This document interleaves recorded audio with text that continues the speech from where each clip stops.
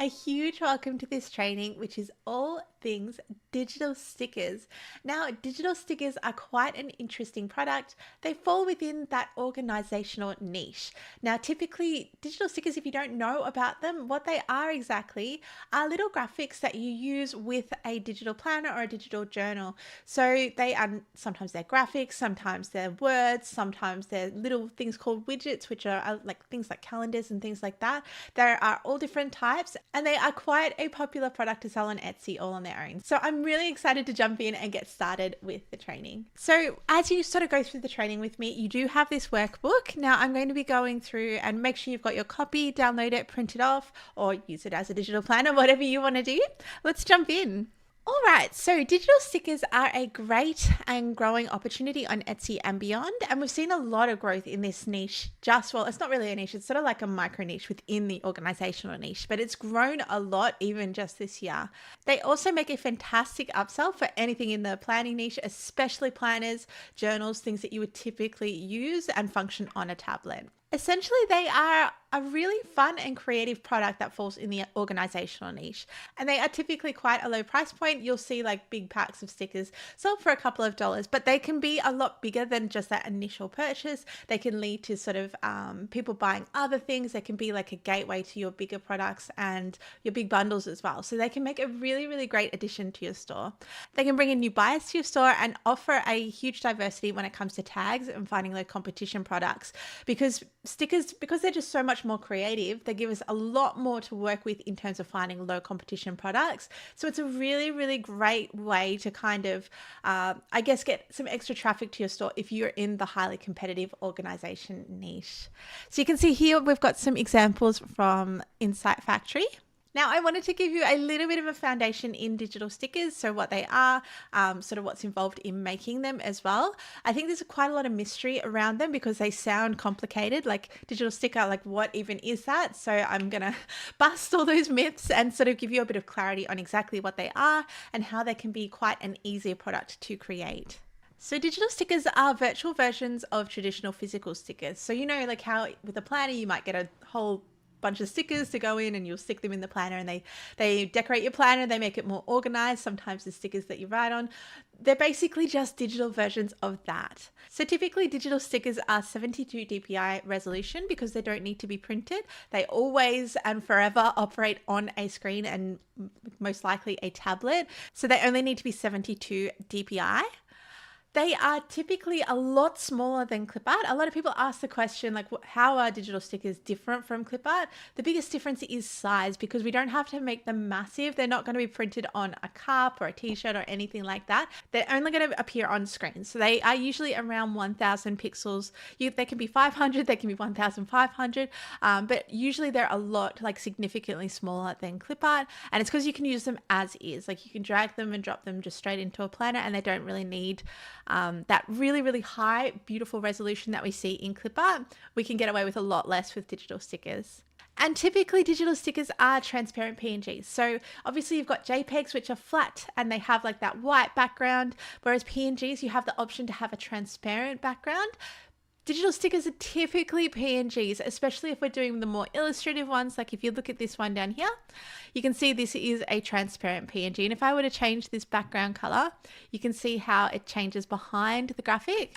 That's a transparent PNG. So those are the sort of three main features of digital stickers. So again, people often ask, like, how are they different from clip art? Like, if I have the skills to create clip art, should I be creating digital stickers?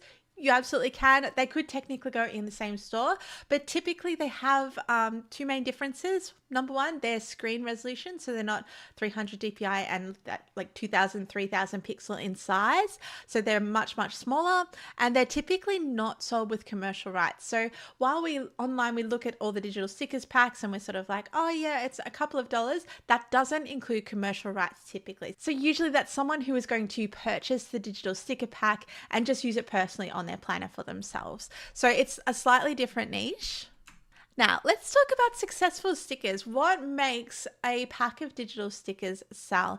Now, I've done a lot of research, especially in Insight Factory lately, just kind of observing what is selling, what is not selling. the volume of products, what types of things sell in terms of digital stickers. I've seen a lot of things, and these are the sort of main things that I see as the features that make for a best-selling digital sticker pack.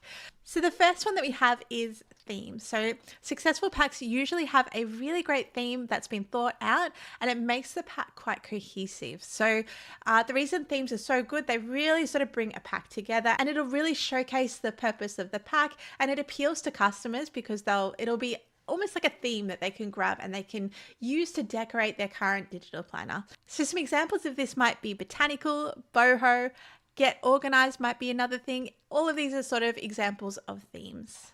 Next up, we have color. So color is another really fantastic way to make quite a cohesive pack and make it feel like a family. So when you use sort of a couple of colors throughout a pack and tie it all together, it can look really, really cool in your product images as well. And it just feels like a really valuable product when you do that. So some examples of colors that you could use: sage green would be one, neutral colors, orange and pink, so you can use a combo. It doesn't just have to be one, but it's sort of, I guess, picking your color scheme and then applying it to the full pack, which makes it successful. Now the next one, you guys hear me rave about trends all the time, but they're really, really important.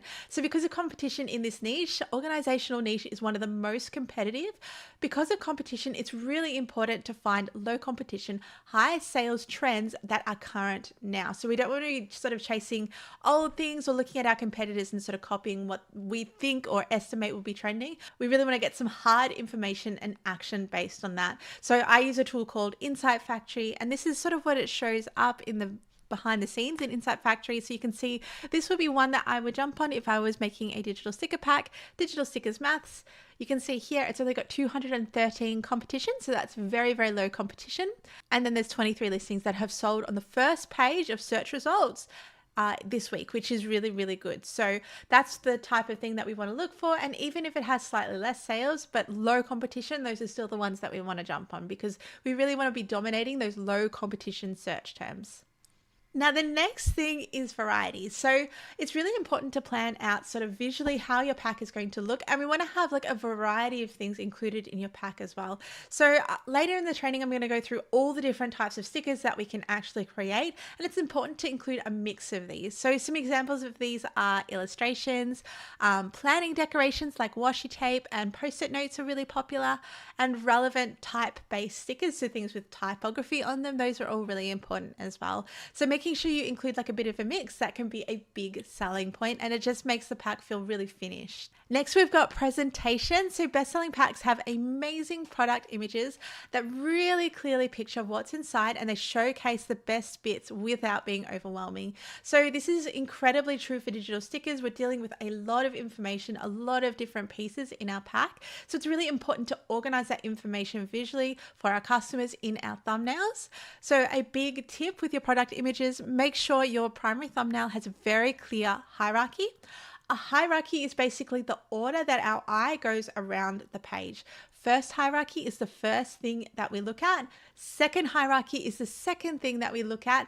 And tertiary hierarchy is everything else on the page. So we really want to make sure that that hierarchy is defined, that when we look at our design, our eye goes around 1, 2, everything else. And we don't want to make it too busy, especially with our thumbnail as well. Thumbnails are, I'll show you on Etsy. You can see these are all thumbnails here.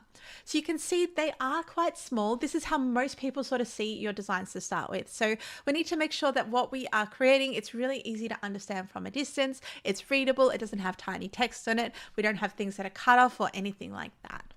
Now, finally, we also have usability. So think about how the end user will actually use the stickers and make sure to include anything that they would typically need. So anticipating need is a really, really great way to make your pack more desirable. Some examples of this are planning packs might have more empty checklists. You might have more of those sort of checklist widgets. Themed packs designed to add more decoration to a planner would be more illustration heavy. So that's where we're talking like a botanical pack with lots and lots of leaves or things like that. So depending on the actual purpose of your sticker pack, it's really important to think about how or what to put inside and how to sort of put your pack together. So it's really, really functional, usable. And when your customer buys it, they're just like, wow, I feel like this pack is thought out. It's anticipating exactly what I need. I'll be back for another purchase in the future. Now, stickers in a pack. doesn't matter. So obviously I've done a lot of research in Insight Factory, and some of the top selling packs start at 50 stickers in a pack. You see some with like 5,000 stickers in a pack. From what I can see, it doesn't really make a huge difference in terms of the volume that you have inside a pack. What seems to make the difference between products that don't sell and do sell, it's what's inside and what's actually usable and what's being highlighted in the product images. So you really want to make sure that you are creating something that is based on a great trend, it's really usable, really thought out, and you're highlighting those features and the awesome time and energy that you've put into your pack. You really want to showcase that in your product images. So in my opinion, I do not believe that the volume of stickers really significantly impacts whether people buy it or not. I think once you sort of go past 50, it's much of a muchness. And if anything, some people can get overwhelmed by a really big volume of stickers as well. So that's just something to take on board. Now, I wanted to talk a little bit about the niche and customers. So as I mentioned before, digital stickers fall into the organization and planning niche. The people who purchase them are people who love to plan using digital planners, and they also appreciate design and aesthetics. So they're not just people who are sort of planning for function, they're people who really enjoy planning and they want their planning to feel good. They want to feel organized. They want it to look beautiful as they're planning. So yeah, basically, I guess you've got digital planners and then you've got digital stickers. Digital stickers are kind of like the icing on the cake for the digital planner niche. So typically in terms of age, we've got students, professionals, and parents seem to be the main sort of areas that purchase. And I've got a little bit of a breakdown of all of this demographic. So if you're interested in this and you want to sort of understand the buyer a little bit more intimately, go onto this page. It's page 6 in your workbook. It has like all about the genders, and it has things like interests. Like for example, we've got planner enthusiasts and artists and creatives have a higher tendency to buy digital stickers and things like that. So now I am a big believer that digital stickers, because they are that low price point, we always should be thinking about the grand scheme and the strategy behind them. So you can really leverage digital stickers to be a gateway to other products in the organizational niche that are a higher price point. So while digital stickers may be like a couple of dollars and you're like, how can I make an income from that? The chances are that people come to your store and they buy something else. Like it's very, very common on Etsy for people to sort of go to your store and not want to check out just for $3. They want to add a couple of extra things into their cart. So think about products that you can create. Obviously, we've got our gateway here, which is digital stickers. And then we've got in here is sort of the mid price point digital products. We've got things like planners, checklists, journals, really anything that's in the organizational niche would fit into here.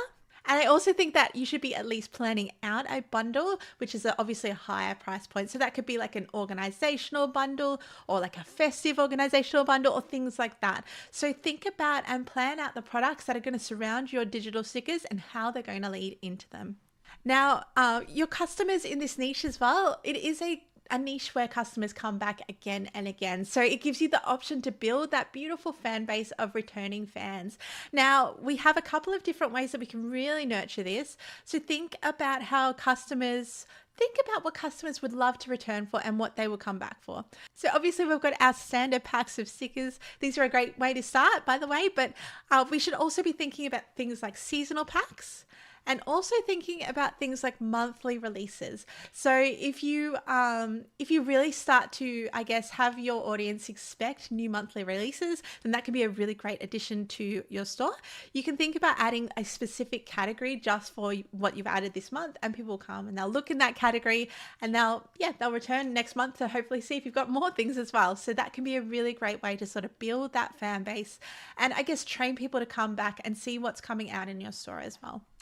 Now, I have been watching the digital sticker niche for almost a year now, and without fail, there is always a trend that is seasonal coming up. So I wanted to include a whole bunch of ideas for seasonal events that are coming up.